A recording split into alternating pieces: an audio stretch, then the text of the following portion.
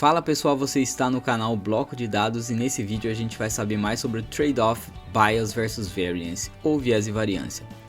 É importante a gente saber sobre esse conceito porque dele depende o erro do nosso modelo.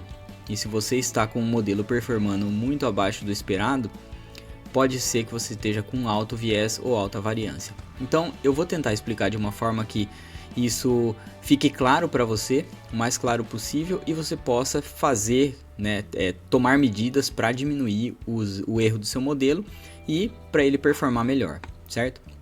Vamos começar com um exemplo aqui bem ilustrativo sobre a gente tentar treinar um modelo que vai determinar qual que é o tipo ou a marca de um refrigerante, tá?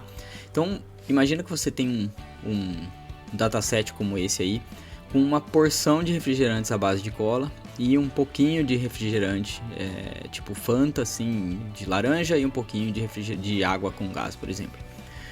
E você cria um modelo que vai ser treinado com as variáveis quantidade de açúcar e se tem gás ou não.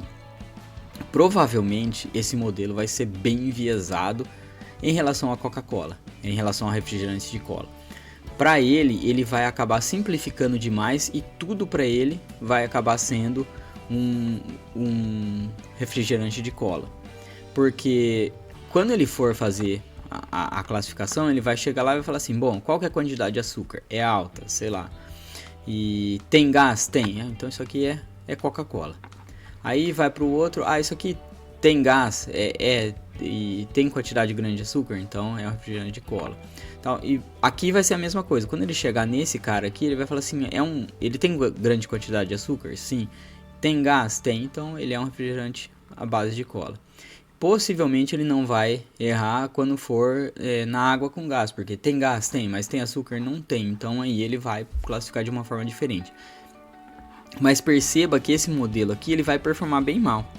Então ele é um modelo que a gente fala que ele é enviesado, ou seja, ele tem um viés, ele tem uma tendência a responder de uma certa forma, tá? Ele simplifica demais o conceito. Vamos seguir em frente, então, entender de fato como é que é um modelo enviesado. Em primeiro lugar, o que é o viés, o que é o bias? É a diferença entre o valor estimado e o valor real do seu modelo, né?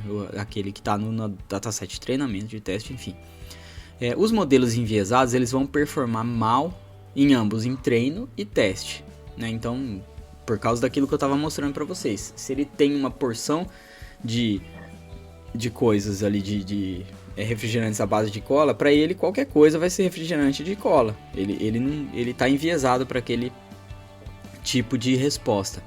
E ele vai então se subajustar, vai acontecer o underfitting nos dados, porque ele simplifica demais. Ele não tem informações suficientes para diferenciar um refrigerante do outro.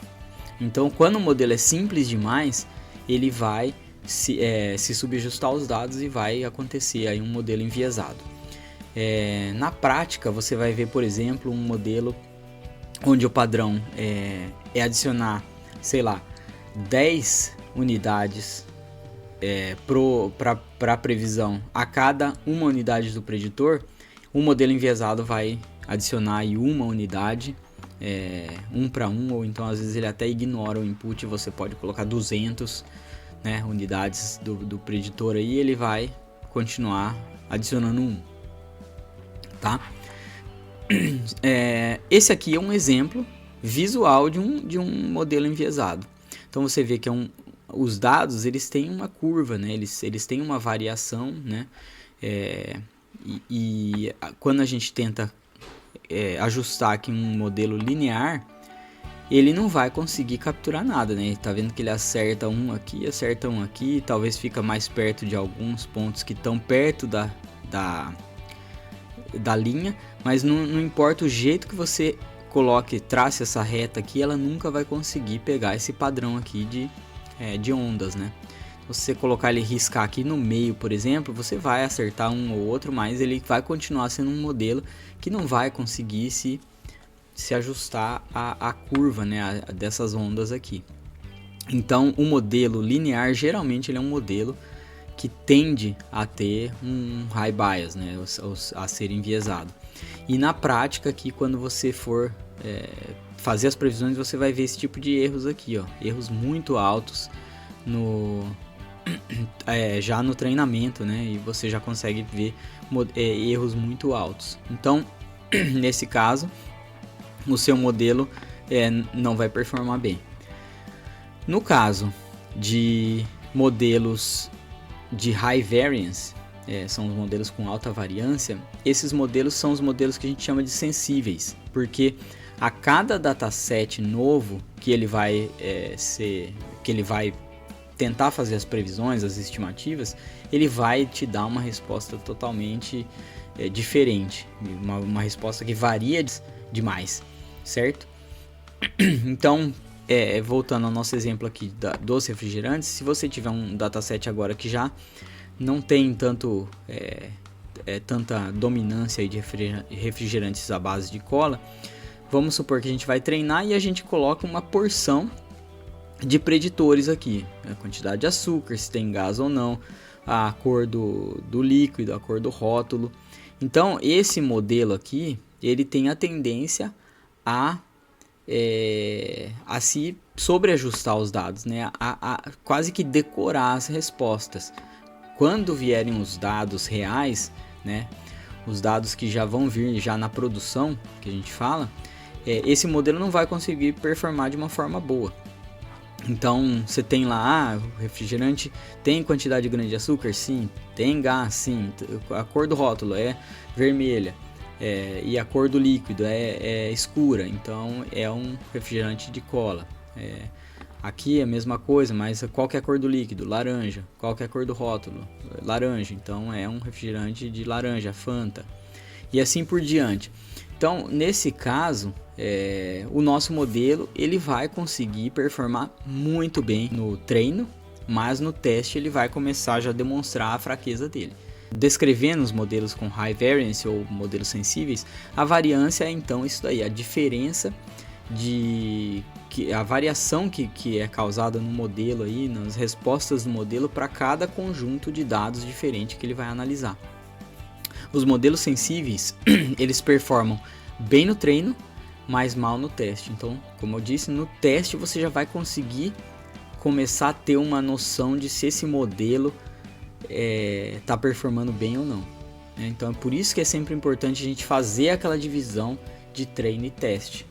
Tá? Porque quando você faz o teste, se já não está performando bem, ele vai já te indicar que o seu modelo está com necessidade de tunar ele, né, e fazer novos ajustes para ele ficar melhor. Então, um modelo sensível ele se sobreajusta aos dados e praticamente é como se ele decorasse as respostas do dataset de treino e depois ele não consegue generalizar, ele não consegue chegar no dataset de teste e entender como que ele aplica aquele padrão que ele descobriu no dataset de testes. É a mesma coisa que um aluno que decora todas as respostas dos exercícios, fala assim, ó, exercício 1 é A, exercício 2 é B, exercício 3 é B. E assim, aí chega na hora da prova, o cara não aprendeu nada, porque ele só foi lá e decorou aquilo. Ele de fato não aprendeu como é o conceito. Então você mudou a ordem do enunciado, ele já não... Putz, que eu aplico aqui? Eu não sei. É a mesma coisa que acontece com o modelo. Então, se o padrão aqui, por exemplo, é adicionar 10 unidades para cada uma unidade do preditor, o modelo sensível vai adicionar 100, vai adicionar 200, vai adicionar muito mais. Tá? Esse aqui é um exemplo visual de um modelo com high variance. Então, o padrão aqui verdadeiro dos dados é essa linha vermelha aqui, né, que seria ondulado, seria o modelo ideal aqui. Mas os dados de treino, olha só como o modelo laranja aqui, ele se sobreajustou, ou seja, ele decorou esses dados, ele fez essa linha aqui toda louca aqui, né? E ele decorou os dados de treino. Só que olha os dados de teste aqui, que são esses xizinhos, ele não consegue pegar praticamente nenhum, né? Ele não consegue fazer a generalização. Você muda um pouquinho algum dos parâmetros aqui, algum dos dos dados de entrada, ele já vai entrar em parafuso, porque ele se torna um modelo muito complexo, muito específico para aquele tipo de problema, certo? E o que é essa história de trade-off, então? Bom, se a gente considera aqui que o erro, como eu tinha dito no começo, o viés e variância são coisas que o erro depende deles, então tem essa formulinha aí. Olha, o erro é igual ao bias ao quadrado mais a variância mais um erro irredutível, que é normal de todo dataset, né? Do ruído e tudo mais. Então, a gente precisa ter um modelo com o mínimo possível de bias, o mínimo possível de variância, para que você tenha um erro pequeno. A gente tem que minimizar esse erro. Só que o problema é que quando você diminui o bias, a variância aumenta. Quando você diminui a variância, o bias aumenta. Então é essa balança. Então por isso que você precisa encontrar aí um meio termo. Se você conseguir encontrar um meio termo, esse é o trade-off. Você quer ter um modelo com muita variância e pouco viés, ou você quer ter um modelo com muito viés e pouca variância? Porque eles são dois lados da mesma balança. Então você vai, quando você aumenta um, você diminui o outro, e você tem que meio que chegar num meio termo, entendeu? Como eu faço se eu tiver um dataset aí, um modelo com high bias, muito enviesado, aquele modelo da Coca-Cola que para ele tudo é Coca-Cola? Eu preciso deixar esse modelo mais complexo. Eu preciso aumentar a quantidade de variáveis que eu coloco no meu modelo, preditoras, para ajudar esse modelo a determinar. Pô, mas e se eu tiver um líquido que tem bastante açúcar, tem gás, como que eu determino se ele é um refrigerante à base de cola ou um refrigerante de laranja? Pode ser pela cor. Eu coloco a cor ali do líquido, ele vai já conseguir fazer essa determinação. Tá? Cross-validation também é uma solução que às vezes o seu modelo tem a quantidade de variáveis suficientes, mas os dados ele torna o modelo enviesado, né? Você tem muitos, os dados estão desbalanceados, você tem muito de uma classe, menos de outra, enfim, o modelo vai se tornar enviesado daquela maneira. Então você fazendo cross-validation, ele treina com a mesma quantidade de dados, ele vai dividir, né, aquele dataset de treino em diferentes datasets e vai treinar de formas diferentes, fazendo com que o modelo consiga entender melhor quando aplicar uma classificação ou quando aplicar outra, por exemplo. Tá? Fazer o fine tuning é também uma maneira de você reduzir o bias. Alguns hiperparâmetros, mudar alguns, melhorar, né? Então você fazendo você pode fazer como é que chama? O grid search, por exemplo, né? O random search.